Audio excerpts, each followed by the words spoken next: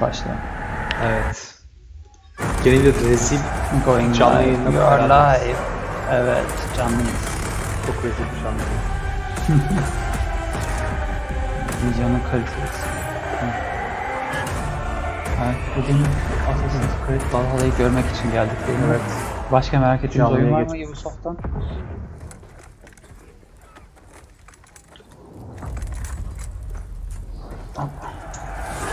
Evet, canlı yayındayız.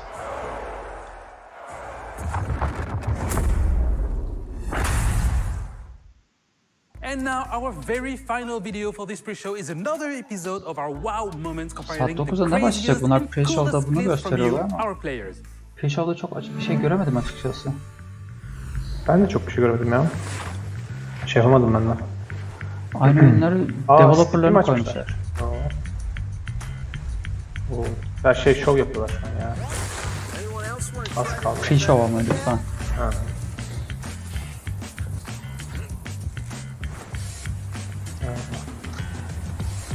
Evet. Yayını da sosyal medya platformlarına paylaşalım ki izleyen gelsin değil mi? Değil mi? Sosyal medya sorumlusu sen olacaksın ya. Onu yapamadım ya. Bir şey olmadı ki yani. O zaman hemen linki al paylaş. Aa, bir beğeni geldi. Biri beğendi videoyu. Allah Allah. Kim acaba? Teşekkür ediyoruz kendisine. Evet.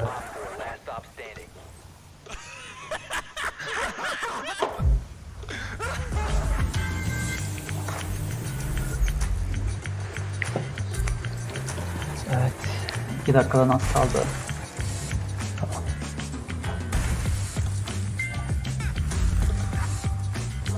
Hop.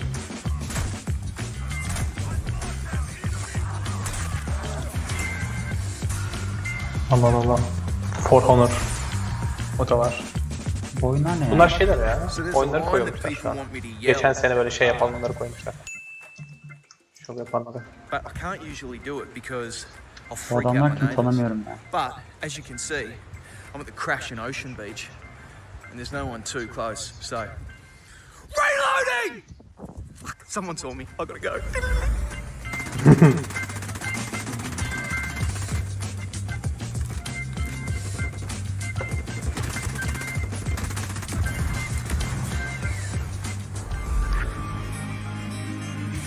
Oh, level 3 ver. Ne oynuyorlar? Ya bir dakika. Ben az kaldı. Evet. Bu kız kim ya? Oo, güzel çalıyor yalnız. Gitar Hero mu oynuyor? Hem de gerçek gitarlar. Wow. Ama bir tane değil galiba. Saygıyla Gerçekten eğiliyorum sanırım. önüne. Oha, ayaklarıyla yapıyor oyunu. Oyunu ayaklarıyla oynuyor galiba. Submit your clip, ha. Clip şey yap. If you Wow. also have amazing Oynarken, gameplay evet. segments you captured from our games, spread the joy and submit them on the link displayed on your screen right now. All right, guys, it is time for us to wrap up this pre-show. Don't forget to stay tuned Evet. for our post-show featuring a Başlıyoruz. deep dive into the world of Assassin's Creed Valhalla. Thanks a lot for watching this pre-show and enjoy Ubisoft Oo, Forward. Assassin's Creed Valhalla mı geliyor? Bakalım. Evet.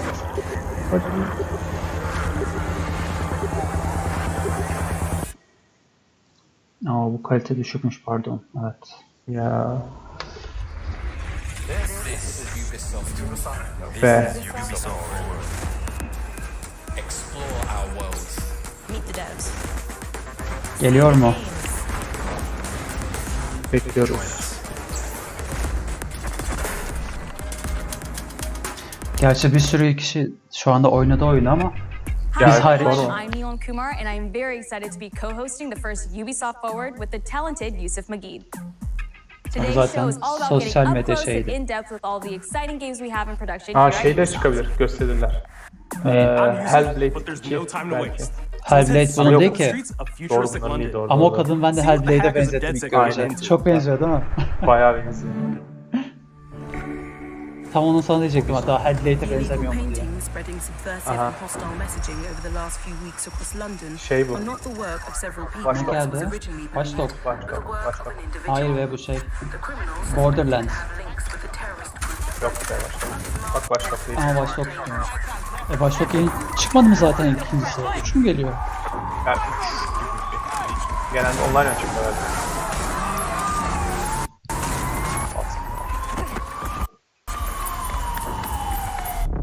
Authorities recommend Ben daha not to ilkini bitirmedim. Dinamikler bu oyun içi görüntüsü de çok iyi demektir. First, they Abi, came for the bu foreign. görüntüleri çok güvenmeyeceksin I did not biliyorsun. speak out because I was not a foreigner. Yani dinamikler güzel ama oyun içi değil sanırsam. Then they came for the protesters. And I did not Watchdog speak Legion. out Ha bu şey multiplayer olandı galiba because I Legion. was not a Watchdog protester. 2 galiba mantıklı da Legion'in sanırsam full mantıklı döndüler. Hiç hikaye falan yok sanırsam.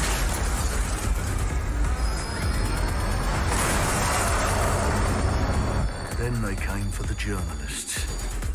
And I did not speak out because I was not a journalist.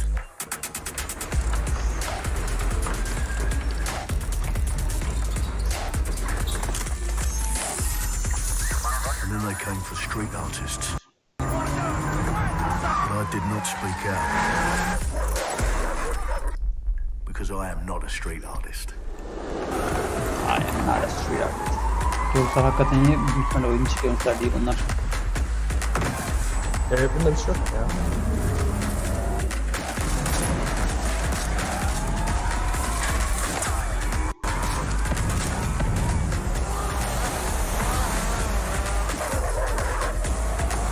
O hayvan tatlı ya.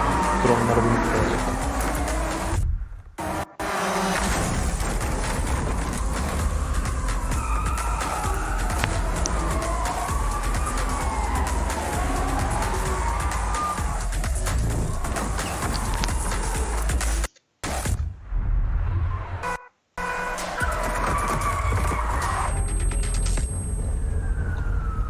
And I realised that eventually they'd come for me, and there would be no one left to speak for me.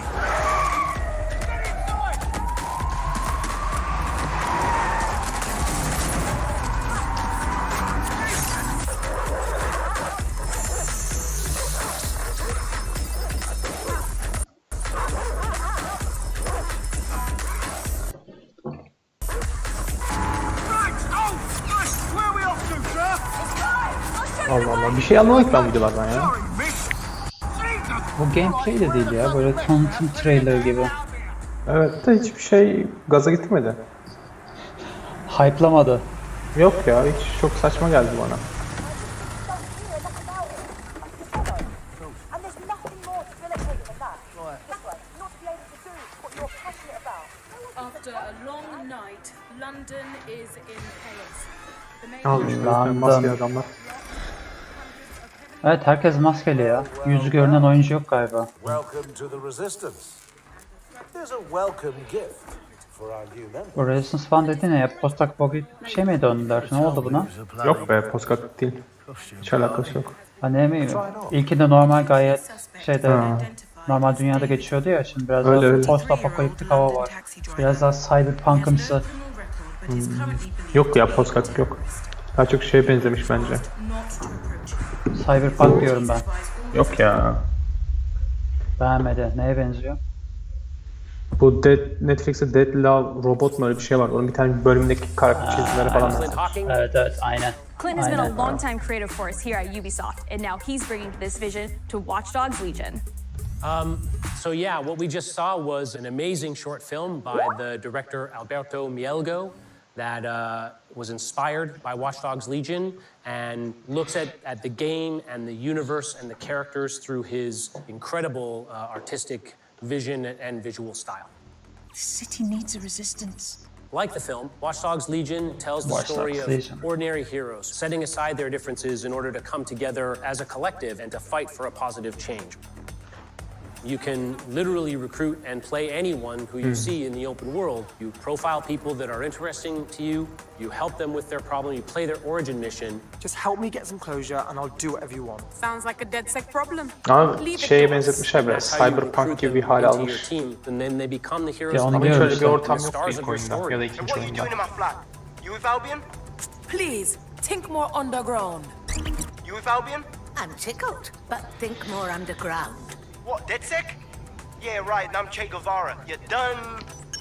and they make the story not only unique to them, but unique to you as the player. Ama bu oyunu almam. Because they're İndirime girerse alırım heroes ancak. that you've Hiçbir chosen farklı and benim. invested in. Ben de almam. What would I say to fans? I guess I'd işim olmaz. say, take care of yourselves, stay safe. Welcome to the Resistance. Ubisoft.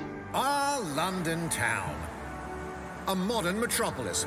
Çok modern metropolis. Built on history and prosperity. Only took 12,000 years to build it up, and one night to tear it all down.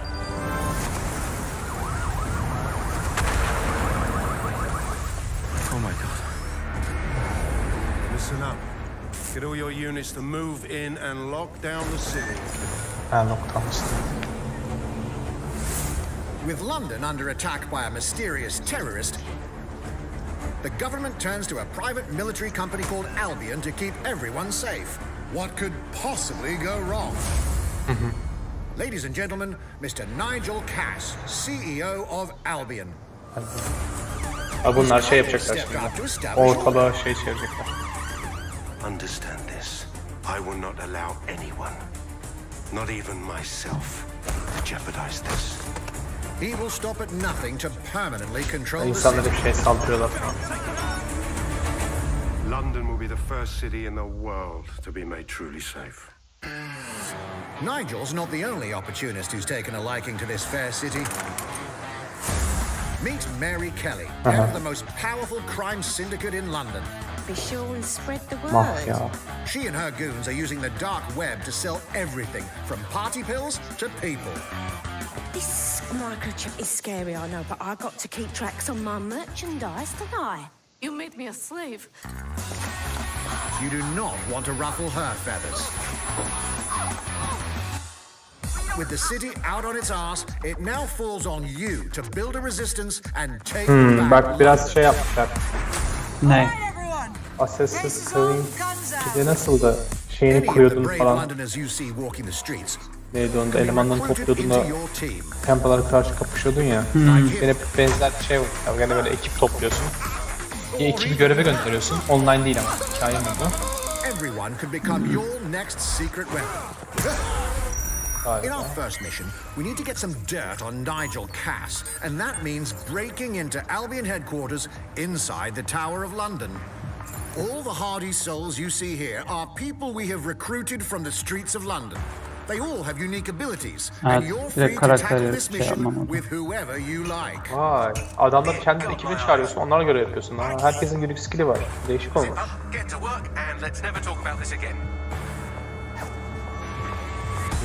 Like everyone in DedSec, Arthur can hack pretty much whatever. But as a construction worker, he has a particular set of tools that make him handy. He can even call his own cargo drone.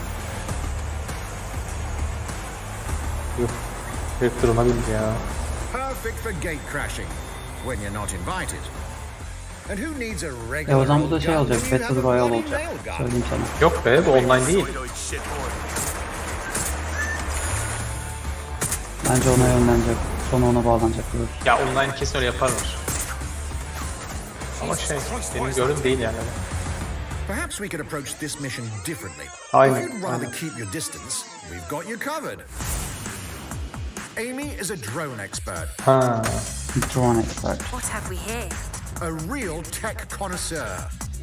Aynen böyle daha iyi olmuş ya. Ama işte aldın. Adamlara göre değişiyor bu işler demek ki. What an adorable creepy crawler. Here we are. Let's class the place up. A drone expert does have the unique ability to summon their own drone. This little darling is fast and stealthy. She aimed, she fired, she hit. I'm reading incoming drones.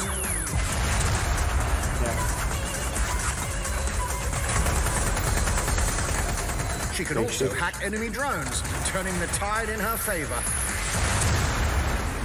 And if you are not into direct confrontation, there are more ways than one to get the job done. Abi. Recruiting an Albion officer like Brielle here might be challenging, but it'll get you inside restricted Albion areas. Don't mind me. Just doing recon for a bunch of insurgents. However, do anything suspicious and she'll probably wind up with a bullet in the back of her head. You've been approved for entry. Güzel. Değişik ya, fena değil aslında, yapılabilir, oynanabilirmiş ama dediğim gibi çok hype'lamadı beni. Çok hype'lık bir durum görmedim. Oha. Evet, buradan bir şeyler çıkar. Criminals running our streets, illegals threatening our families, the police commissioner himself, assassinated by terrorists. Well, that seems to be enough evidence. Next up, we're crashing Mary Kelly's organ farming operation and putting a stop to it. That's good. The buyers expect high quality stuff. And we High need a quality hard stuff. nut for this. Impairing our frontal lobe again, are we?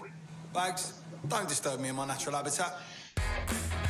Bak görseller çok iyi değil, kesin şey de böyle çıkacak, Valhalla'da böyle çıkacak, leş çıkacak. Put another hair on my chest. And doesn't mind getting his hands dirty.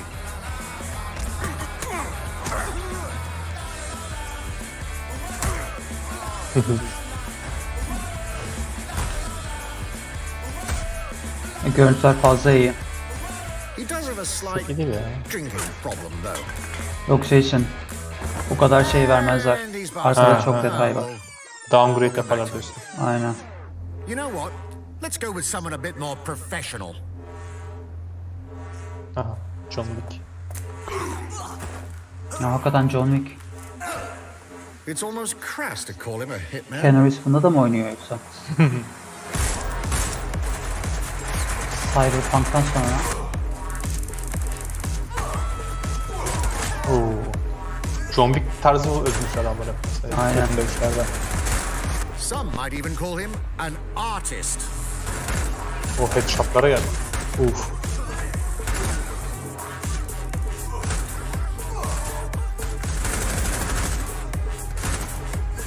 Ha, herif ağzına pompayla vurdu, herif hala düşüyor. Here's the bastard responsible. Tamam. Done and dusted. Evet, kombolar iyi. Not bad if I do say so, innit? Not everyone in London is a legendary assassin or a super spy, but everyone can be a hero.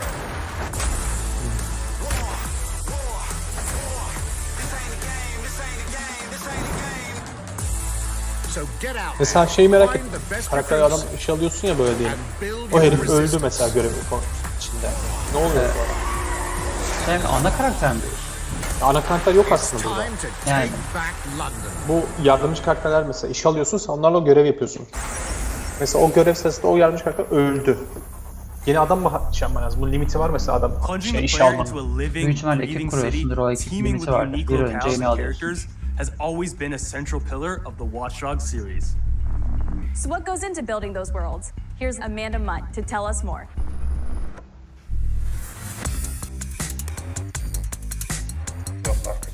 My name's Amanda Munt. I'm a level artist on Watchdog Legion at Ubisoft Toronto. Being a level artist, I think, is the best job in video games because we do get the freedom to kind of like pick and choose what little details we want to depict, and we get ample opportunities to tell the stories that we want to tell in the spaces that we're assigned to. Görevlerim tasarlıyor. I have the capacity to hide things and, you know, like small little Easter eggs. In AC Unity, there was a boat somewhere in the world that was covered in cats.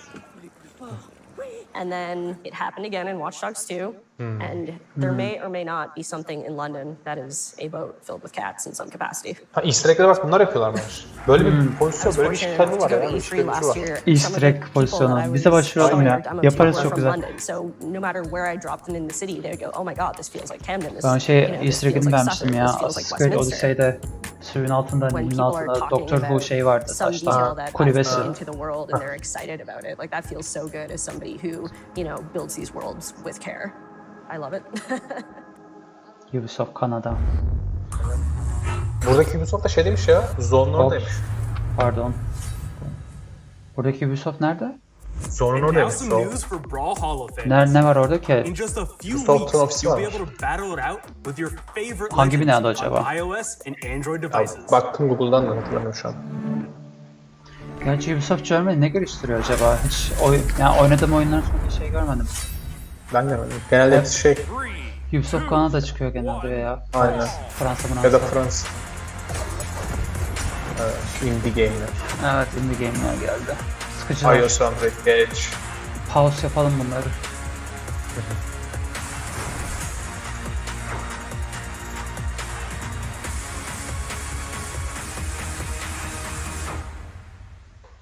Crossplay with everyone. Crossplay.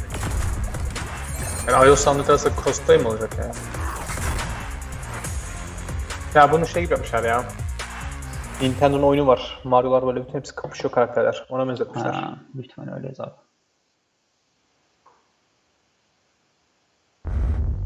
And now, whether you need a Tom Clancy action fix on the go, or want to dive back into one of the most beloved fantasy franchises in gaming, we've got you covered. Ne geliyor? Might and Magic mi? Might and Magic mi geliyor? Yeni mi geliyor? Yok be, Heroes değil ya. Might and Magic online olan mıydı bu? Online olandı galiba. Evet, bu online versiyon. Heroes olan şeydi. Turn-based single player olan. Aynen. Turn-based olan da. Telefon. Tamam, vazgeçtim. Ne yapsın bak yani, neresi Elite Game? 5.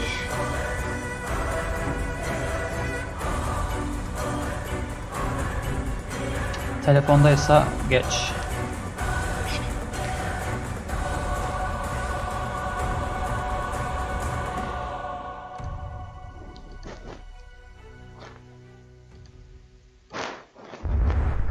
Oyun treni gösterme var bunda. Ne olduğunu biliyoruz zaten. The target is being held on the ground floor. Battle Royale. Anladım. Asya evlerini görünce ben de otantik bir şey bekliyordum. Çok ani değişti.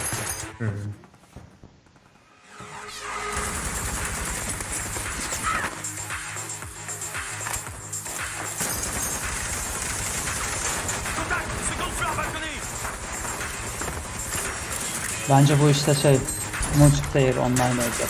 Kesin. Görüntülerden belli. Ama herhalde NPC'ye karşı oynuyorsun. Sanmıyorum. Ha, gerçi olabilir. Doğru. Contact! Montaigne is down. Request air support. Target northeast rooftop. Roger. Inbound, danger close. Oha. EMP deployed now. EMP imminent. Bu Chinatown'muş.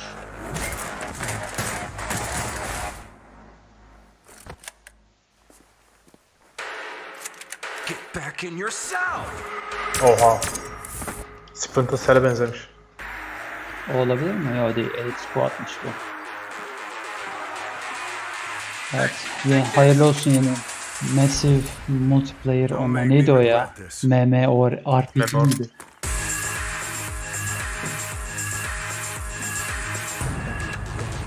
Tom Clancy. App Store. Yeni online. Online. Ya şey, mobil. Speaking of Tom Clancy, it's been 5 years since Rainbow Six Siege first launched, and the community has never been stronger. In celebration of this milestone, Ubisoft Montreal has put together a special video to thank all of the amazing players and developers that have helped Siege become the game it is today.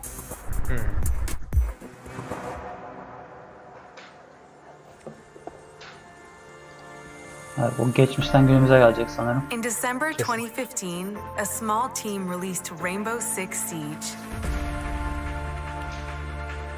Adam da oynuyor bir yandan yani. A game built on a strong vision, creativity, competitiveness, and team play. Pour le joueur, le 1er décembre, c'est un début, mais pour nous aussi.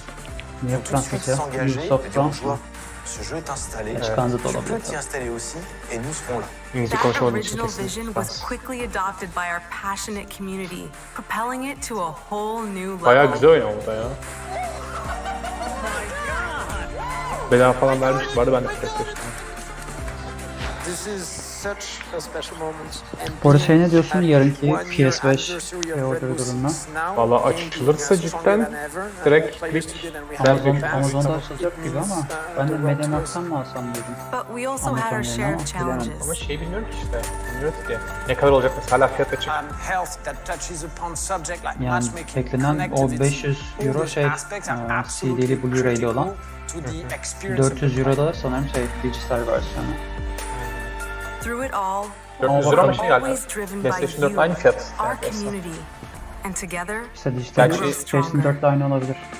Ama işte Bluetooth'lu olan, Blu-ray'li olan pardon, Blu-ray'li olan daha pahalı. here for the next 10 years, so expect more Rainbow Six in your life for quite some time. Look at this.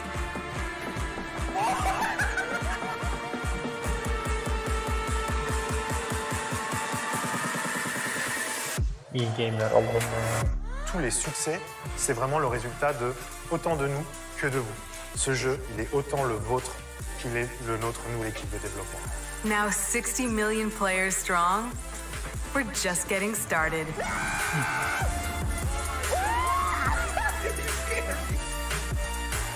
From the devs that build the game to the community that plays it, thank you. İyi tamam bari var şeyler koyun. Teşekkür ettiniz. Update getirin ya da yeni oyun If you tanıtın. haven't tried it yet, dive into our new Operation Steel Wave update available now and take Ace and Malusi out for a spin. A few days ago, we introduced y'all to a brand new multiplayer shooter. Now, it's time to venture into the hyperscape. Ne bu acaba? Loop mu? Yok. Ha geçen göstermişler doğru hatırladım. Gene Battle Royale'miş falan demiş. Aynısı çıkacak ya.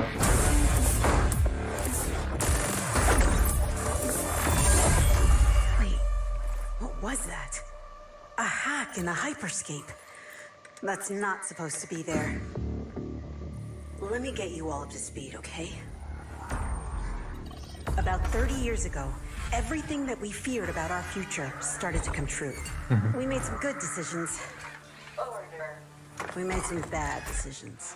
Actually, we made a lot of bad decisions. Allah'ım inekler hissetmişler ha. Here we are. 10 billion souls living in the crush of the megacities.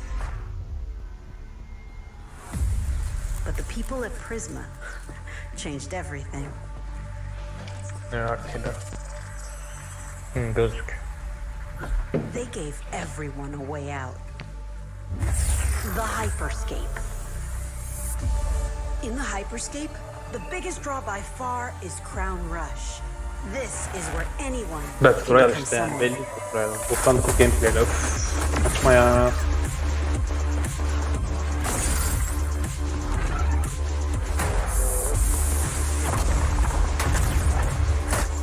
Bayağı saçma. Mehmet deli gibi oynuyor ya. Bugün feribotları da gördüm. Adamın tek yanında PUBG oynuyor. Ulan dedim. Zeka.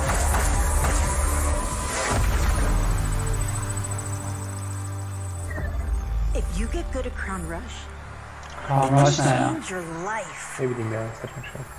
But strange things have been happening lately. Rumors of people getting hurt.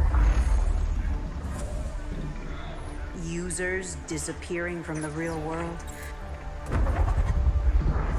A darker secret lies at the heart of Hyperscape. Hyperscape. We have to find it. Bu da Portal mı? Portal'ın Ubisoft versiyonu. For a way up. Some of us for a way out. And for others, a new way altogether. That's what brings us to the edge of the future. To the Hyperscape. Battle Royale gibi ya işte adına sadece Hyperscape yapmışlar. I'm JC, Creative Director on Hyperscape. JC's work on FarCry Primal and multiple Prince of Persia titles has established him as a top creative here at Ubisoft. For me, what's exciting is we started building it from scratch, seeing it grow. Prince of Persia gelse çok güzel olurdu aslında. Cool. Hello, contender. O geleceğini sanmıyorum ya. Hyperscape. The game takes place in 2050, in a future where humanity has grown a little Sanırım Valhalla en larger. sona kalıyor. One of the companies there, they are launching what's called the hyperscape, which is a virtual world, the internet of the future. It's a place where everything converges. Gösterecek yani. Legion, Within the virtual Crew world, 2 falan there is bunları Battle koyacak Royale işte. that takes place in the virtual Yarım saat city sonra of başlayacak New Arcadia. Valhalla'yı. Ya oyun gameplay falan yapacak aslında ya, bir durum var. Gameplay yapacaklar biliyorum da. Kim yapacak, nasıl yapacak? Introduce a lot of new things. You get the opportunity to do parkour on the rooftops, to go into interiors where it's much more narrow, much more stressful.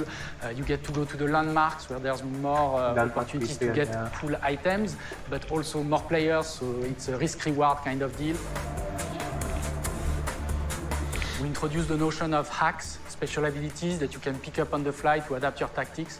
With hacks, you can do things like teleport yourself, you can wrap yourself into a ball and bounce around the battlefield. So a lot of abilities that let you have fun, that are toys that you can play with. And finally, it's made as a spectacle, so all the viewers will be able to interact with the game on different levels through the Twitch extension.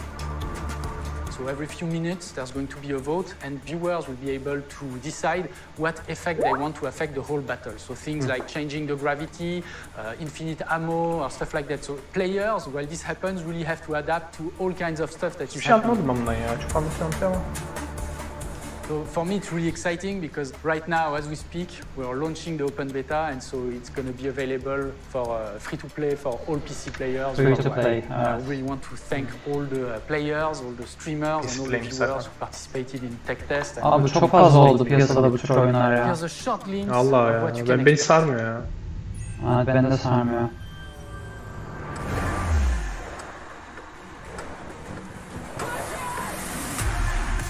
Watch and learn how it's done. Perfecto. Showtime. That's mine. Let's show them what I'm made of.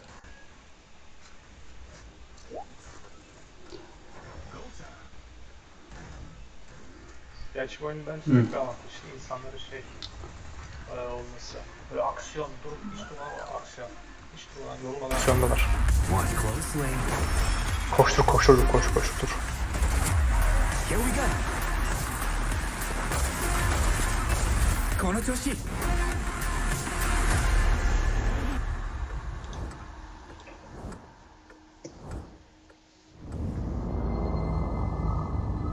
Ops.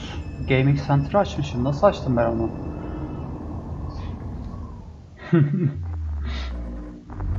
The digital world of the Hyperscape gave our artists and developers incredible freedom when it came to designing characters. Production manager Ana Maria Musca is going to take us behind the scenes of character design. Gaming Center. My name is Ana Maria Musca. Hyperspace. I'm the production manager Ve gene of şey çıkacak characters işte, and abla weapons on çıktı Hyperscape. şimdi, gene lever. We have paid an Design falan exceptional galiba. amount of detail to our characters. We switch different outfits, different fashion statements, different tattoos, different materials until we see them as real individuals, as real people. So the second you pick a character, you see them in game, you understand what their motivations are and what drives them and what challenges them. This was the first lineup of characters. This is our default base, but even starting from the hair down, everything has been meticulously thought of.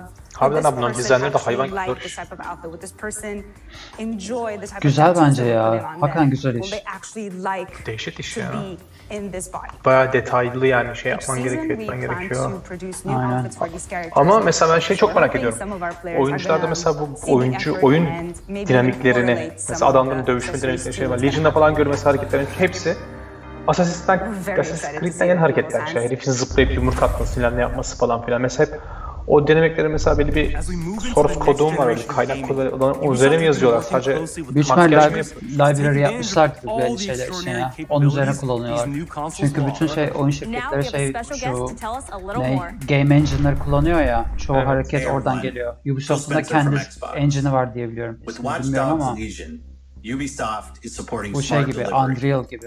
So you will get the absolute best version of the game on any version of Xbox you're playing. Xbox genelde. On Series X, you'll get to take advantage of the amazing work the team Ya has yalan done ya. with Paso mavi ekrana DirectX transfer ray Xbox. tracing to create an Gerçekten. absolutely Ya immersive version hep donuyor, of oyundan London atıyor. like you've Kaç never gece seen Dive before. oynarken en böyle şey Ubisoft yerinde has a attı beni unique oyundan. ability to create immersive worlds, Kendine sen kopuyor. setting a geçen de new şey bar that PS60 continues diye to sanıyorum. drive our industry forward. Ne oynarken PS'te neydi? I'm a huge Valiant fan neydi oyunun adı of ya Assassin's onu Creed. oynarken? I love the time I've spent Oyunu unuttum ya exploring the şu world in Epic'te bir oyun Assassin's oynuyorduk Creed ya Odyssey. neydi o? Master And I oyunu. can't Dauntless. wait for you to Dauntless see ha the onu da atmamışım gameplay seni of Onu bir PS. kere Assassin's yaptı ama Creed onu galiba Valhalla that's baştan coming onu up bir now. kere yaptı ama Xbox durmadan yapıyor bunu yani. All right. We know you've been waiting to hear more about this game since it was announced back in April. And now it's time for a deep dive into the world of Vikings. Sessizliğe gömülelim. My name is Julien Laferrière, and I'm the producer of Assassin's Creed Valhalla. So a couple of weeks ago, we announced Assassin's Creed Valhalla, and the reaction from the fans was just amazing. The time period of Vikings is Bunların şeyi gitti tabii bu really creative inspiring. director'ı karısını When we did our aldatınca. research, we found that, you know, they were not mindless barbarians. Vikings were actually farmers trying to find new lands for them to settle. And so they had really human motivations. So for us to have this opportunity to tell kind of the real story about Vikings and kind of separate ourselves from the myths and the folklore is really something that drove us to make this game. Ya konu zaten The team went to dağıldığı için Norway and abi. England to take the same roads that the Vikings did. To Zaten really günümüzde olan experience hikaye what it neredeyse meant to dondu be a gibi Viking ilerlemiyor. at that time. Ezio'dayken çok daha And güzel then ilerliyordu. leaving Norway, which is barren but majestic, and just coming by boat. Şu an şeye bakıyorum mesela Ubisoft'un kendi stream tersiyle bakıyorum. 23.000 tane like var, 19.000 tane dislike var. Kafa kafaya. Gerçi şeyde de öyleydi ya. PlayStation'da da bu şey indie oyunları gösterirken çıldırmıştı millet. And this is exactly the feeling we want players to experience in this game. Hadi gameplay. It is a personal adventure, you know. It is the story of Eivor, a Viking chieftain. Eivor is either a male or a female. You decide when you start the game. Tamam. You will have to leave Norway to settle in England because you just can't live in Norway anymore. There's too much political pressure, no resources available. Political pressure. Allah'ını seversen. Niye politikası? Obviously, in England, it's full of Anglo-Saxons and other people, and they don't really want you there. So you will have to fight your way there to kind of build your own settlement and see your clan prosper. Yeah. Vikings were brutal warriors. Shields! And the fact that they were mastering a lot of weapons coming from the medieval times really inspired us to kind of revamp the fight system. Hadi bakalım. To leverage the brutality and the intensity of Viking combat. Vikings were not only fighting face to face, they were masters of stealth and deception when needed. They used basically any sort of tactics they could use to win the battle. So we want to portray the full range of combat that you can imagine coming from the Vikings.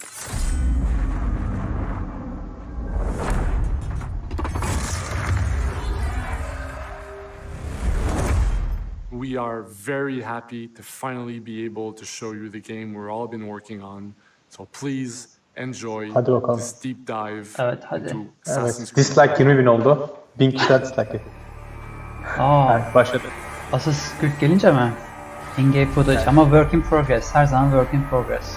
Çünkü sonra downgrade gelecek. In Assassin's Creed Valhalla, you will relive the epic saga of the Viking invasion of England. O gemiyle o köprü çökmez. You play as Eivor, a Viking from Norway, who will lead his or her battle-hardened warriors across the North Sea to the British Isles. Eivor is driven by an ambitious goal, to build a thriving Norse settlement in a hostile land. For the good of our clan, it is time we go a Viking. Klasik gemi savaşları da var. Aynen. That tomorrow we may build. England is a dark age tangle of broken kingdoms and warring dynasties, a land of opportunity Benim and video mu riches. kötü bilmiyorum da oyun dışı görüntüler çok As you kötü. prowl England's rivers Çok by fazla bir şey yok longship, ya. you may raid locations you spot from the shoreline. Abi Odyssey'in görüntüleri çok daha iyiydi. Baksana arka şeydeki deep'teki şey görüntü kalitesi çok kötü. Öyle.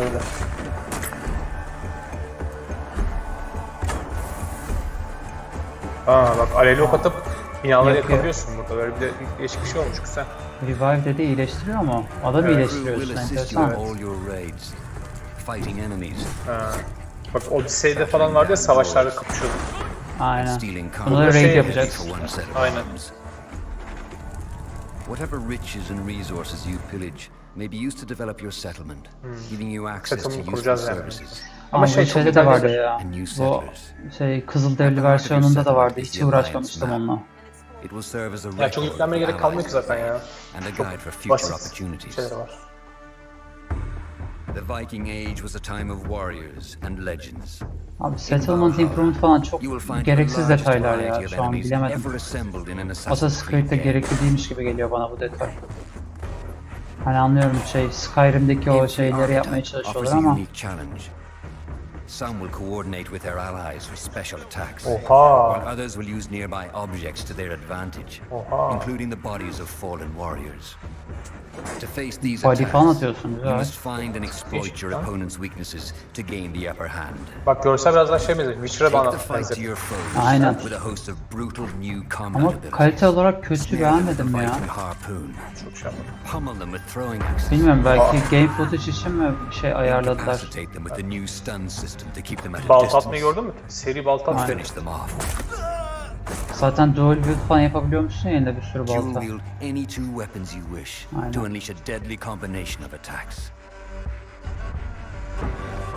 Şeyi beğendim. Şunların o dinamik hareketleri güzel. Aynen. Hareketleri güzel. Oyun zor olacak. Yani zaten dövüş biraz olsun, böyle zorlasın, challenging olsun da. Two Shields man, o ne yapıyor ya? Assassin'lik yok ya, baksana lan bunu burada alıyor. Ha bak geliyor. Tam onu derken sen geldin. İlk oyundaki crowd içine karışma. Evet. Hatırlıyor musun? Evet. Gelmiş. İlk oyunda vardı bu. Use Eivor's hood and cloak to blend with crowds and slip past watchful eyes. An unseen hunter among the people. Masalara oturup dinliyorsun, yapıyorsun falan. From capital city olacak mı acaba ya? to the dense O forests dizide and falan rolling vardı hills of işte, England. ne deniyor onlara, adamlar Exploration is seçmiş. vital to keeping yourself sharp. Assassin'ler You mi? must feed Mercenary off the mi? ground if you hope to Mercenary endure. öyle bir şey olacak mı acaba? Var Mercenary var. O şeydeki Mercenary, Phantom videosunda öldürdüğü var ya. Mercenary.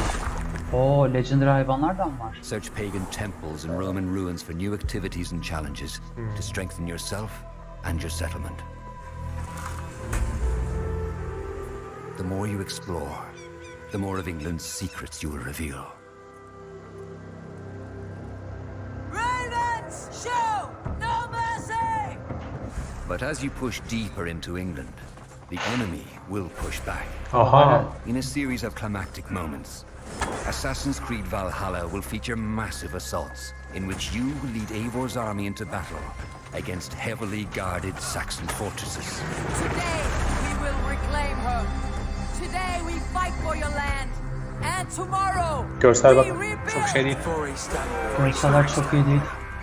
Zaten fizik de çok iyi değil gibi. Ağız falan yamuk oynuyor. Evet. Eller kollar bir robotun gidiyor. Bilmiyorum, development phase'de diye herhalde ama hani önüne çıkacak az kaldı zaten. With unforgettable characters, thrilling triumphs, and tragic losses, giving you the chance to live your own Viking saga.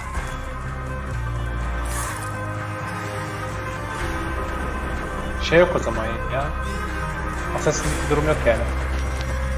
Çok Assassin gibi değil ya. Assassin'den uzaklaşmış. Stealth'ta hiçbir şey göstermedi farkındaysan. Stealth öldürme falan yok. Yok. Evet, 17'den falan yok. Hani Eden 9th century parçaları England şeyinden. is truly unlike anything the franchise has seen before. Assassin's Creed Valhalla will release this holiday season on Xbox Series X, PlayStation 5, Xbox One, PS4, PC, and Stadia. PlayStation We're 5. close to wrapping Aa up today, şeyde but yok. before we go, our Steam'de CEO, yok oyun. Emo, Uplay is ve here to share Epic a Games few diyor. words. Evet. Oyun Steam'e Steam'de düşmüyor ki yok. artık. I hope you will have enjoyed what you have seen today and that you will love playing these games. I'm proud of our teams for delivering an ambitious, broad bitti. and creative lineup of Şimdi games. gameplay olacak. And we haven't shown you everything yet. In fact, we have a lot more to come. So you will have another Ubisoft forward to reveal even more another. about our upcoming games. But before ending this show, we have one more thing to share with you. Neymiş bakalım. Ha, yeni oyun tanıtacaklar. Ha şey ya FarCry 6. Değil mi? Doğru. Giancarlo Esposito, evet. Evet. FarCry 6.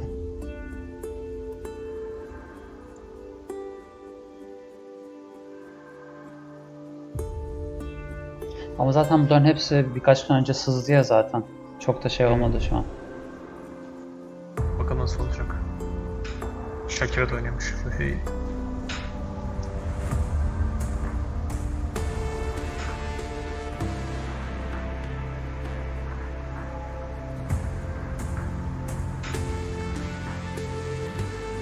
Ha şey gibi girmişler biraz ha. Ne o? Ne? Narcos değil gerçi. Narcos böyle girmiyordu. Yok can. Ama dizi tanıtımı gibi olmuş evet. Evet, evet. Dizi introsu.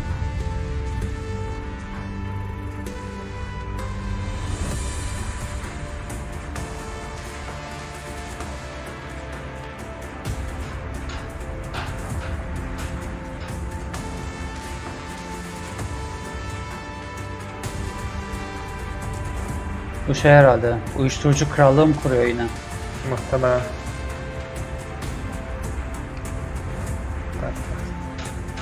Şey hep aynı ama ya. FarCry serisi hep aynı yani. Hiçbir fark olmadı şu ana kadar.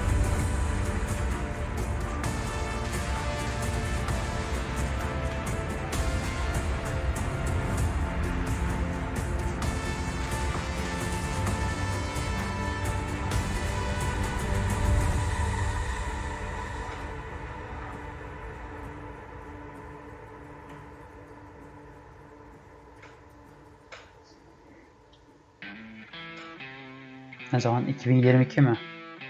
Fuerzas ultrapenetrantes, estamos cansados de los farsantes, de 21'dir ya 22 değildir.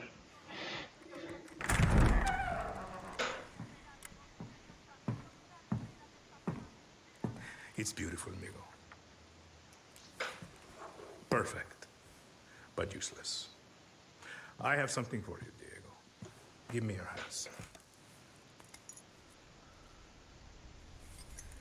Papa. Now, the grenade is simple. It has 4 basic parts. The shell, which contains the explosive, the fuse, the handle, and of course, the pin. What are you doing? Breathe, Diego. Breathe. Adam psikopat. Simply holds the handle in place. Hep söyle zaten ya. It is only when you let go that this grenade goes boom.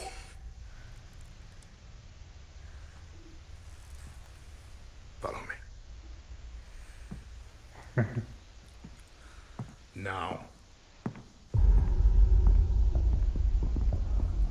Çocuk neyle uğraşırken ne yapıp işte ya. I am El Presidente, which means that someday you will be El Presidente. And our people, they do not know how to be happy.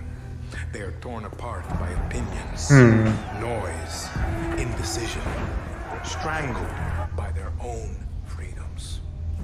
And even if you have love in your heart, even if you want what's best for them, if you only want to save them from themselves,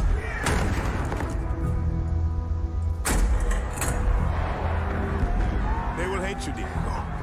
Everything you say, do, believe, will be wrong. Protestocuların üzerine mi attıracak? Ne yapacak? Bilemedim ki. Bombayı attıracak oraya da.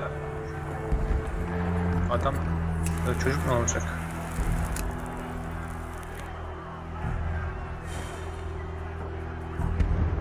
They will answer you with screams. Call you evil. A monster. And give you this. Muerto. So you tell me, are you evil? Are you a monster?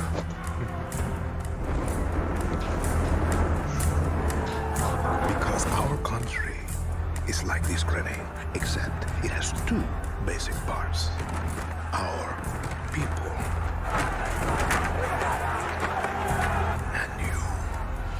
and you must clutch them nice and tight, or we all go boom.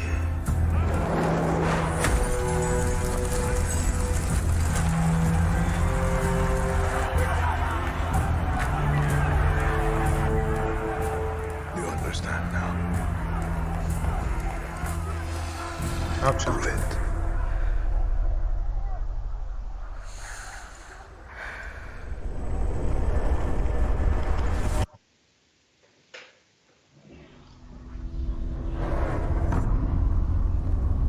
Hmm. 2-18-20. Seneye. Şubat'ta. Şubat'a yakınmış. Hazırmış bana demek ki. Ha, bayağı And with hazır that, görünüyor. we're wrapping up our first Ubisoft Forward.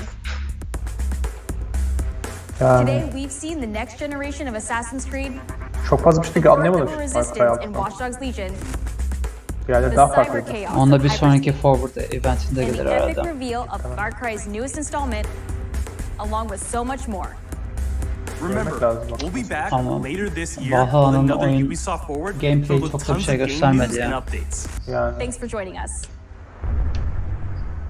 Ama gösterecek işte. Bundan sonra gösterecek işte. Öyle mi?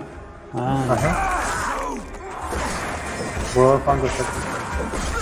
Aynen şu an gösteriyor. Hey everyone, welcome to the Ubisoft Forward post show. My name is Yusuf Post show, Laki, I and know. this is Assassin's Okay. Creed Valhalla. Progress. We're going to Güzel take oldu. a deep dive into about 30 minutes of gameplay, and we're joined by 30 dakika. a very special guest here.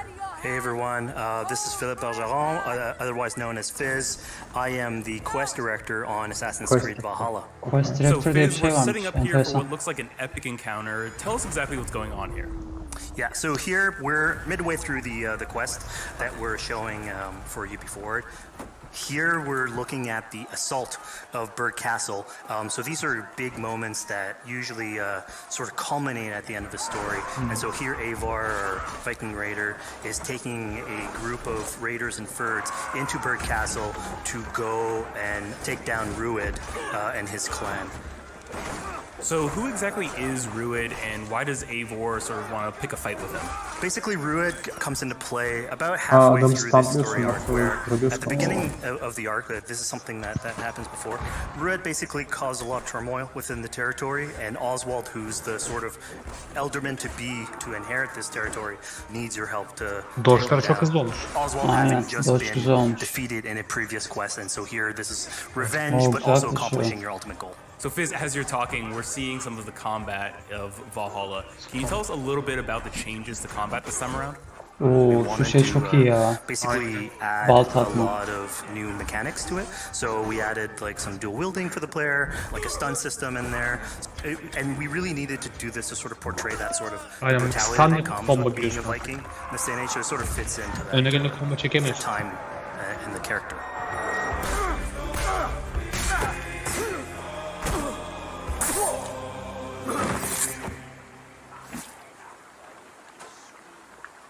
Oswald. He lives. Oswald lives! Eivor, is that you? Shut your ass, twig spine.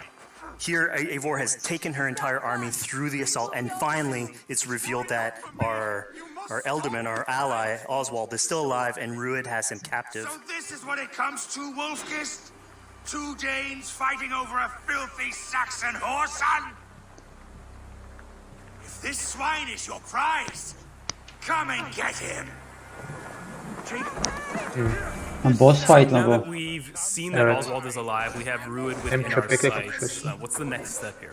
So the next move for Eivor is to Hem de adamla. finally face Oo off yalnız against Rued. güçlü görünüyor. As our Kurt bile allies, they güçlü. can take care of the rest of the army. Now it's time to go one-on-one against Rued in one of our boss battles, actually. En yüz olduğum şey ya. Baksana. Seni de standa sokuyor.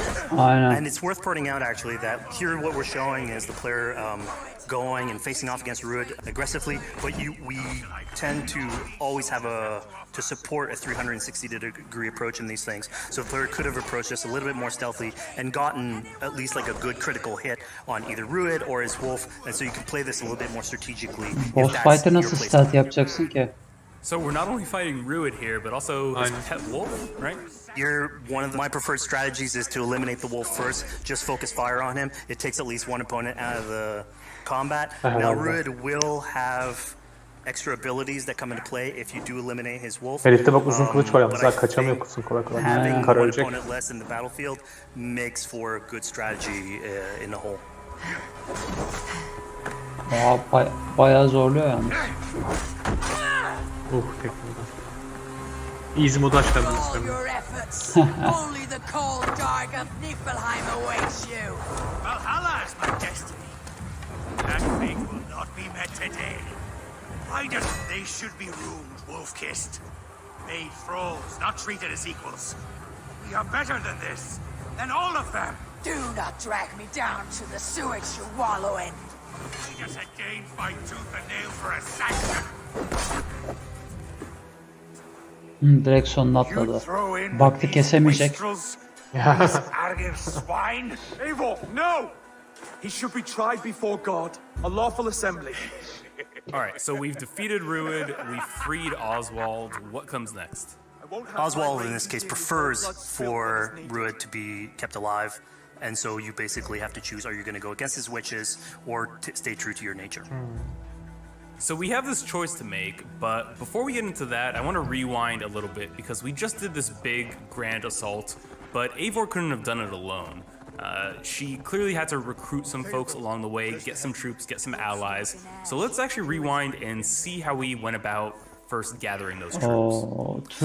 So when coming up to an assault, it's a game of numbers. Eivor can go into pretty much any location and be stealthy fighting, eliminating some of the assets, which ultimately would be a strategy. You can do that, and you'll have some of the ingredients or of the assets there that will have been sabotaged, but you still need an army. So here what we're seeing is Eivor going around the countryside and raising what we call a fyrd, which is the men and the women of the territory who come up and fight in the name of a king. So here Eivor is going around and trying to convince people to fight in the name of Oswald to finally take down the oppressor that is Rued. East Anglia, defending you.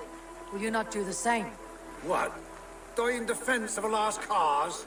Yeah, so she's really using like the image and like the leadership that Oswald had, what he meant to the people. In his name, she's going to recruit these people. Pretty words, Dane. But the men of Theovard have their own battles to fight. So we're told by this Reeve that there are troops, there are allies that he could add to our cause. But first we sort of need to do him a favor, is that right? Yeah, so obviously these people have been run down by Rued and the impact he's had on the territory, so I think a lot of these people have sort of lost hope. And so you need to show them that there is hope. And so here Eivor is basically helping them take back one of their prized locations by taking a couple men and raiding a nearby township, basically taking it back for the people and showing that there's a reason to continue fighting and then get them on your side. Adam diyor benim sırtım sıvazdı ben sırtım. Aynen.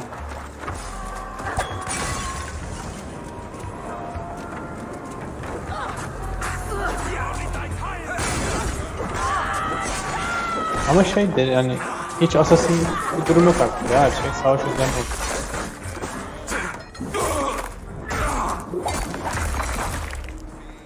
when Eivor does this, obviously you have access to a full suite of abilities. So again, the improvements that we've done to the fight system. You have some brutal axe throwing in there. You have archery or like range combat abilities in there as well. So really, again, like depending on what your playstyle is, you can customize your loadout and go in there how you wish. Ok bana göre değil ya. Ok sıkıyor. Bam bam. Aynen, Vince, hack and we slash. just saw this giant pulse go out. What exactly was that? So that is what we call the Odin sight. The Odin sight is basically our interpretation of the eagle vision from previous games. And we thought it was good to sort of bring that back. It's basically Eivor's intuition. It's how she perceives the world. When player uses that, it'll highlight basically interactive objects, like things that will bring her an advantage. So we'll have arrows, like health consumables that are in there. So it really is like a good way of sort of understanding the world and showing you like things that you can go and touch.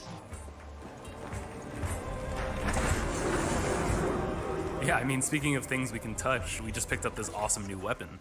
It's something we wanted to play with on Assassin's Creed Valhalla, where we have fewer weapons in the game, but you can invest in them more, so they become your weapon. And so depending on what your preferred playstyle is or your preferred weapon type, then you can go and choose, I'm gonna fight with this weapon and invest heavily into that. Not only are we looting weapons, but we see something here called the Book of Knowledge. Can you tell us a little bit more about that? They unlock skills for the players. So here you can see the Valkyrie dive that has just been unlocked. We have these spread out throughout the world. So again, to promote exploration and discovery. As you travel through the world and you explore locations, you can find these books that will add abilities that you can go and invest in, put into your loadout, then go into the different locations or the different quests in the game and use those depending on what your playstyle is. Now we've recaptured this village, we've secured more troops for our assault. Let's jump back now and figure out what we want to do with Rued. The rightful king of East Anglia has spared your life today, and so it will be.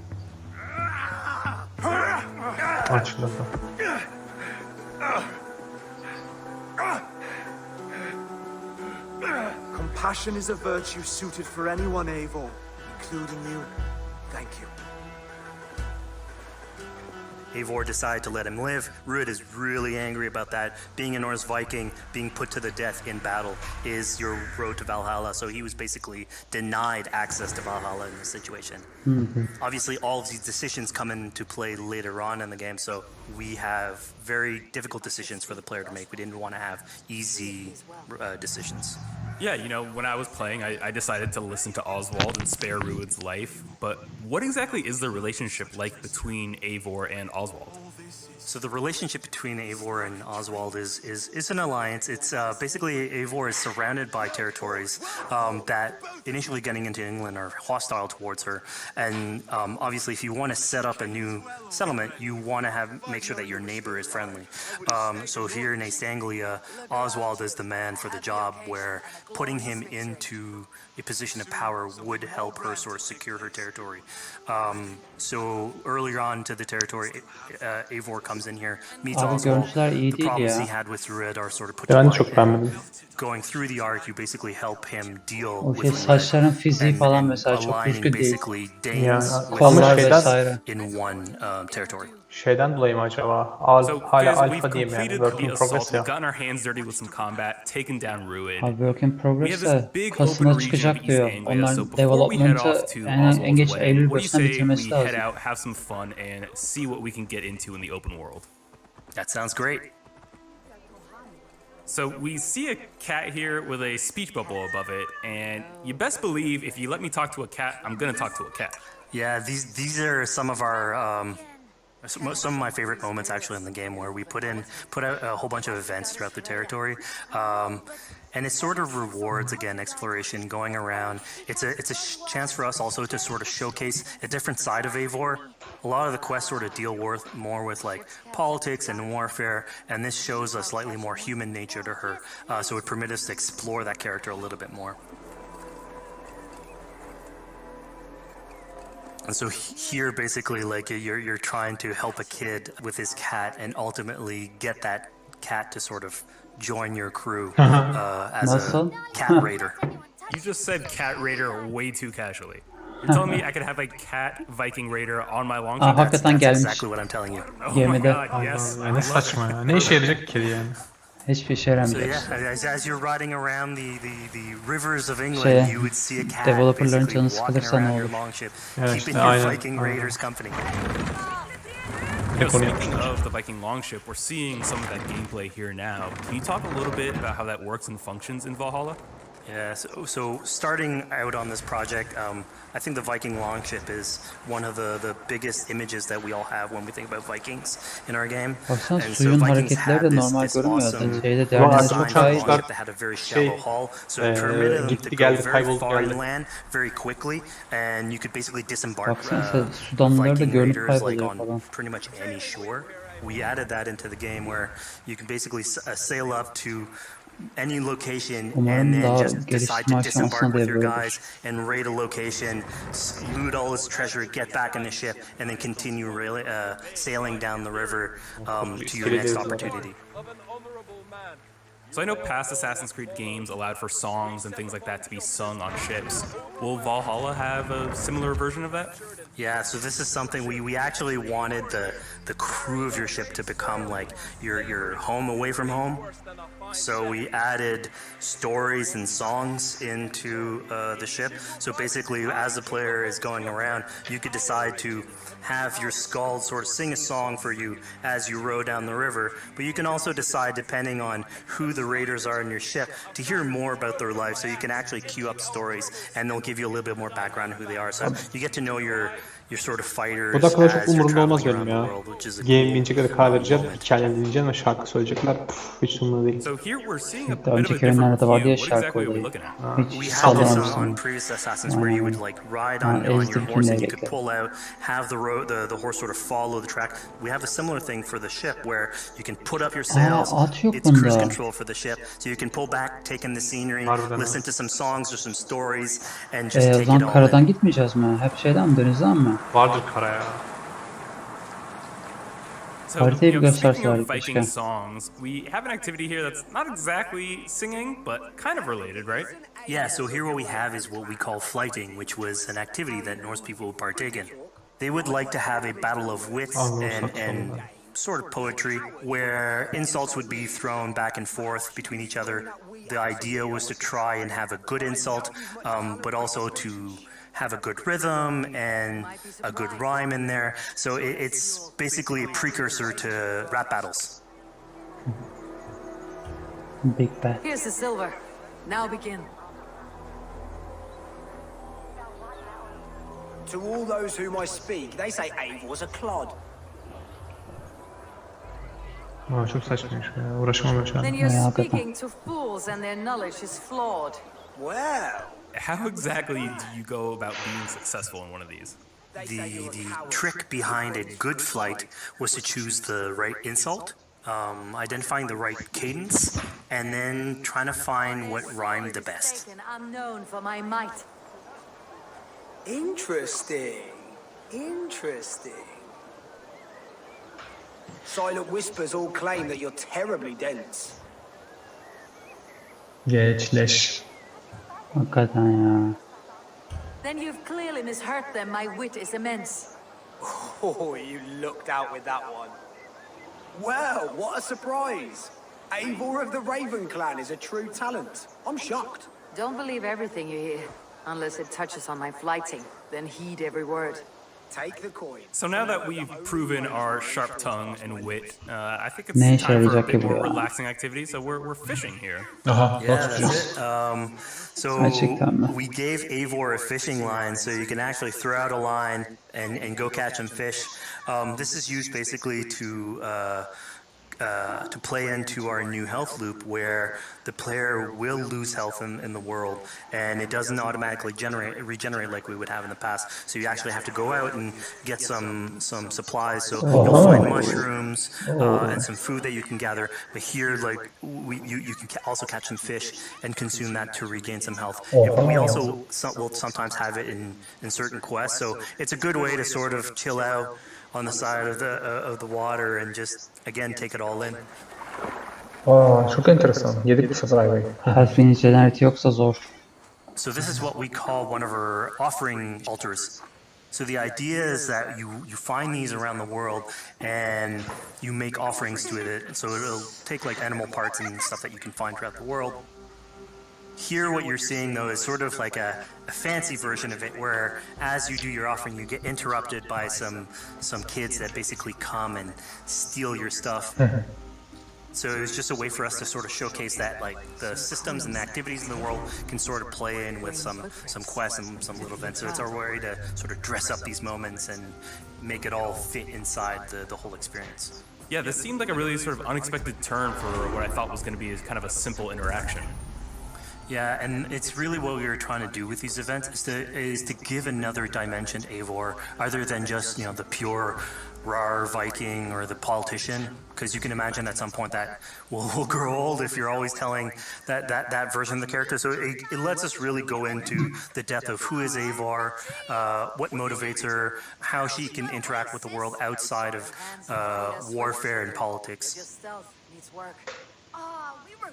And it also showcases like a different facet of the world at the same time. It's not only Eivor, so it just widens the breadth of the stories that we can tell. So who exactly are these two children? These are kids of East Anglia. They are going through tough times with whatever Rued's been doing to the territory. And so they're just here trying to survive and basically exploit the people that are there to make offerings. It was kind of nice to see that Eivor wasn't really necessarily upset at them for stealing. Hani oturup saatler harcamak istiyorsan tamam da yani biz bunu oynamak için. Give them food, give them some money, Hakikaten şey yapmışlar. Gereksiz detaylar kullanır.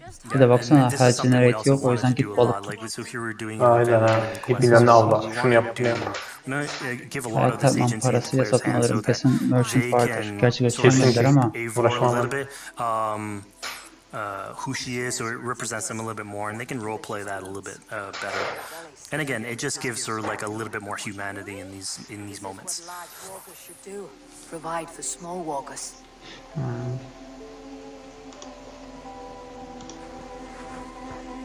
Here, large walker. A necklace? Yes, it's a St. Martin seal. You're welcome here anytime, large walker. You're one of us now. Visit us, okay? I will. Take care now, small green walkers. So I think AC veterans might recognize this here, but what exactly is Eivor chasing down? Yeah, so here you're seeing Eivor running down one of her tattoo images. So this is challenging the player on free run abilities, but also for fans of the series, sort of pulling at their heartstrings for some beloved features. At var. Gördün mü? At var. So are we going to be able to tattoo Eivor? Yes, by collecting these tattoos, you actually bring them back to your settlement, and then you can customize different body parts, having different tattoos everywhere. So again, another form of expression, and it's sort of to represent that Viking culture. Okay. Fizz, one of my favorite things when I was just out there exploring East Anglia was coming upon a house or a building and realizing that there was a chest inside, but that there was no easy way in. And in this case, I saw all the doors were barred, but I knew that because there was a chest in there, there must have been some way to get inside. So I went around the back and, you know, found a way in. Yeah, I'm glad you actually caught on to that. You're pointing at something that we wanted to work on a lot on Valhalla. We wanted the exploration to make you feel smarter, so we played a lot with puzzle solving, so making sure that every house that you find sort of appeals to you, like it draws your attention, and then when you want to come and explore, it's not given to you. You still have to work for a little bit, so it'll challenge you on your observation skills, logic, just trying to find how do I get into this. So we play a lot with level design, quest design to offer challenges to players, and you basically come out of it like with a better feeling for the exploration, but you also get to see more of a story behind any of these locations which we've crafted. So it gave us a little bit more time to sort of slow down the experience and tell a different version of the story.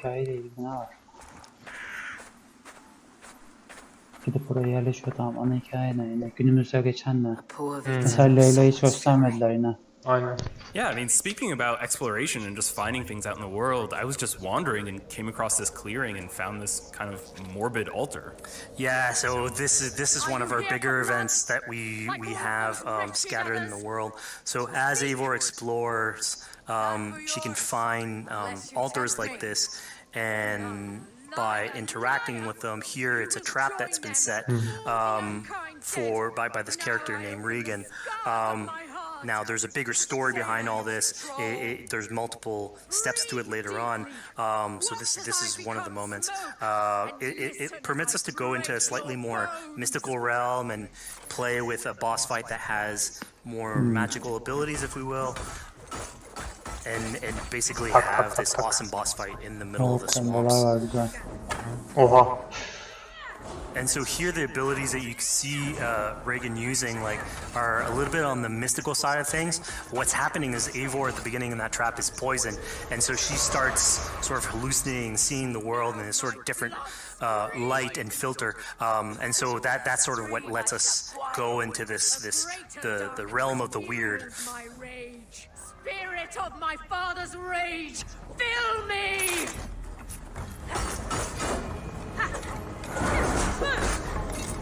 Ha yanıyor. Kombolarıymış. Yalnız 2 tane barbar. Biri sağlıklı, diğeri ne acaba? Fark ettin mi? Kendisidir. Yok, bir alttaki var ya, stamina galiba. Ha, stamina yapabilir.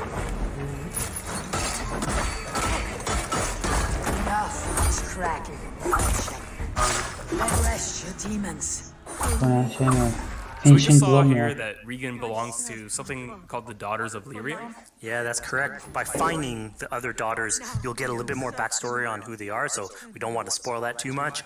But it creates like a sort of greater story that is not on the main path in any way, but it's still very rich and adds to the lore of this world and actually plays into history. So we just had a really exciting, really intense boss battle. I think it's time for something a little bit more relaxing and calming now. Yeah, it's all about pacing yourself with the highs and the lows. So here we have a low chill moment of what we call building a cairn.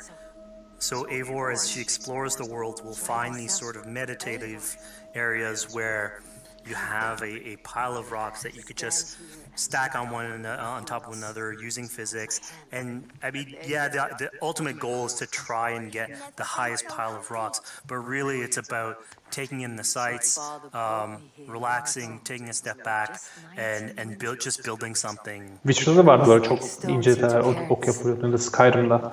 Onu döndürmüşler iyicene. Abi bu kayalar niye diziyoruz ya? Stack the cairn stones high and wide into any shape you like. I mean, you can spend as much time as you want building these things, making them as high as you want, as weird as you want. I'm sure like a lot of these stuff will end up on the internet, like people comparing structures. And the cool thing is that once you've built it and you decide to get out of it, it sort of stays there. And so that's yours, right? And until the moment where you come back and you want to build a new one, it's sort of cool that we were able to give that to players to express themselves. At this point in the demo, we've explored Point'e geldi bir de onu düzince. we've met some children, Yok be, we've broken into a house, we fought a boss, we built a cairn. I think now it's finally time to go and head off to Oswald's wedding. Yeah, so this is the moment it's all been building up to.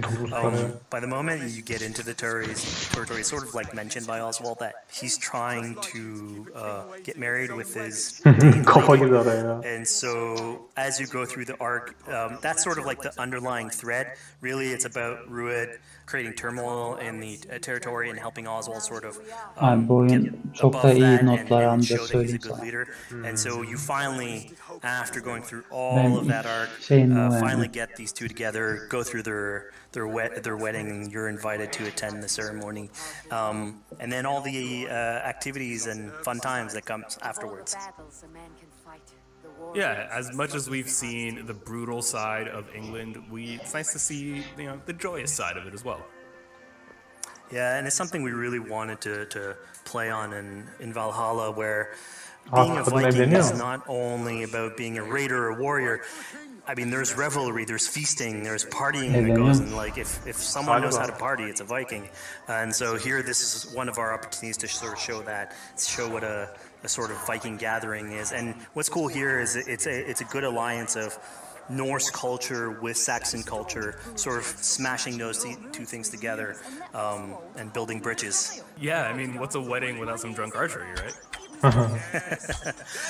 Yeah, so like anything can happen in a Viking event, right? Eivor, yeah, here just get drunk, shoot some arrows. Bunlar Viking diyor onlar Türkler ya. Havaya ateş atışmaları kalmış. Aynen öyle. Bu Witcher'da vardı böyle şey, wedding oyunları falan. Aynen oradan gelmiş. So here we see Aha, the bu geri decision I geldi. made to spare Rued came back to bite us. Yep, that's the decision you made coming Aklında back. olsun, bu adam öldürüyor oyunda. As we said before, all your decisions have consequences, and this is a big one. Salak kırılda uyumaya gerek yok. I challenge you. I accept. You're basically presented with the option to sort of step in for Oswald, fight the fight for him, or let him go and fight his own fight. Yeah, you know, personally, I chose to fight myself because I thought Eivor is the type of person who likes to finish what she started. Plank by plank, and a dead king cannot keep his oaths. Let me finish this. Oswald, you gutless Arya swine! I'll slay the wolf-kissed, then hang you with your own tongue. Bir kez daha dövecek böyle. How does this encounter with Bunu Rued buldun ya, differ from döveceğim. our previous fight? Aynen. So at this point, you've eliminated Aa, his wolf, so baltayla it's götürüyor just şu an him. konuya. And so he's angry at this point, and so he will start using his big gun abilities like fairly earlier on in the fight. So it's way more vicious, way faster. There's less strategy. He goes literally swords blazing at you. And so this is a fight to the death. Silah bayağı, onun kılıcını almak lazım.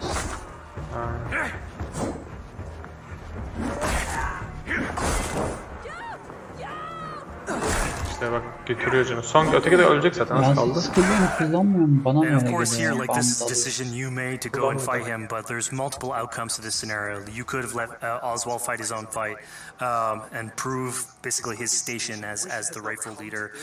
If you had eliminated Rued, obviously this would not have happened. It would have been a slightly more joyous occasion.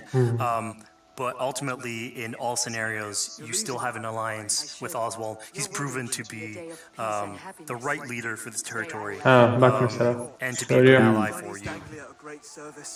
Hep Sonucu bir aynı. şans. Ne seçersen seç, sonuç aynı diyor. Aynen. And one day I will need you to make good on that alliance. So we're about to take off from the wedding, but Eivor decides it's a good idea to check up on her friend Finner. Yeah, so Finner is probably one of the more recurring characters in this arc. You get to meet him very early on. He's a very endearing character, sort of used to have a Viking life, sort of misses it, and going through all these adventures together is sort of like lights that fire back, and so he's willing to join you in your raiders. So he's one of many raiders that you'll encounter in the game, and you can sort of recruit, bring back home, and then have them sort of join you on your adventures on the longship. He can tell you these stories that we're telling you about. You get to know a little bit more about him. So again, it's a fun way to sort of discover more about these characters that you meet and bring them along for adventures. Together. I'll gather my things. Well, folks, we've come to the end of our Assassin's Creed Valhalla playthrough. Yeah. Thank Leyleği you gösterin so ya. much for Leyleği joining us. gösterin When ya. and where can people play it? Assassin's Creed Valhalla will be out on Xbox Series X and PlayStation 5 and is coming to Xbox One, PlayStation 4, PC, and Stadia on November 17th. Bence Assassin's Creed'in hikayesi bitti orada ya. Bir şey gelmeyecekler. Ama buna şey diyorlar ya, Leyla serisinin 3. ve son oyunu. Bilmiyorum. Belki sonra yayınlarla genelde öyle yapıyorlar bazen. Sonra gösteriyorlar. İşte launch trailer ya da story trailer diye. PS5'te çıkacak yoksa PS5 çıkmış mı olacak o tarihte acaba? Çıkmasa sıkıntı yok, çıkacak bir hayatında. Hyperscape's now in its open beta phase, so you can go to Uplay and download Bitti it. tekrardan. Bunlara gerek yok So, zaten. a little while back, we recorded a match for you, so we could walk through it moment to moment, explain what's going on throughout a match of Hyperscape. There's a lot going on with hacks, Bu guns, neydi ya? Bu gameplay. online olan Graham and I mıydı? are going to walk you through it right now. Şeydi Evet. bu. Ekip kurup dalıyordun değil mi? Evet, evet. So the start now, you see the insertion phase. There's Ne? three of them in the squad, so they're trying to decide. Şey yazdım. It looks like PlayStation 5 Helios, hatta which is fiyatlar one of nedir the diye ilk landmarks, is bakıyorum. going to Hemen be one of aç. the places. So all the Vatan places we're seeing on the bilgisayarda, map Türkiye'nin right tam now, bilgisayarda like the 8.000 lira. tends to be a 8.000 lira. loot area, would you say? Evet. For one of the big yellow letter ones, Ha. this one, this is Ben one of the şokum. landmarks. Landmarks tend to have Sorry that page is missing diyor. Nasıl ya? Ben başlıyorum. Ha geldi. Evet. Usually have a few more friends. 8.000 TL if you go to fiyatı. O Assasssin. zaman So in Amazon'a this case, though, gidiyoruz. he's gone outside and he's found a supply Oha. crate. So he stands O zaman yayından daha using eve çıktı. instead, so he's looking for both hacks and Oha nasıl ya? Right, so the looting phase, Ubisoft'u boş familiar ver. with, Çıktı but çıktı çıktı. Hyperscape, you do have those supply crates that you may be lucky enough to find. And what's the deal with supply crates? So supply crates are placed around the world, so you'll hear them and Türkiye you can go and şeye find denk them. geldim, And girdim inside oraya. them you'll find weapons and hacks. Usually you find slightly better weapons and hacks within them. Here now we've switched, so we're looking at Chimera instead. So he's in the landmark, he's in Helios now, and he's still in the looting phase. But as you can see from the red triangle up there, there's actually some friends, or not friends, in there with him just now. Yeah, so the action gets started, okay, right here. Yeah, so he's one-on-one, he's going with the mammoth shotgun against someone who's using the heal hack at the minute, which is the red circle you can see. So that player's taking extra health at that point. Which looks like it helped him hold his ground against that mammoth. And I believe it helped him survive at that point. There seems to be a few other players in here just now. So the combat started and eliminations got his first kill. Ben şok şu an. Niye o kadar şok oldun ya?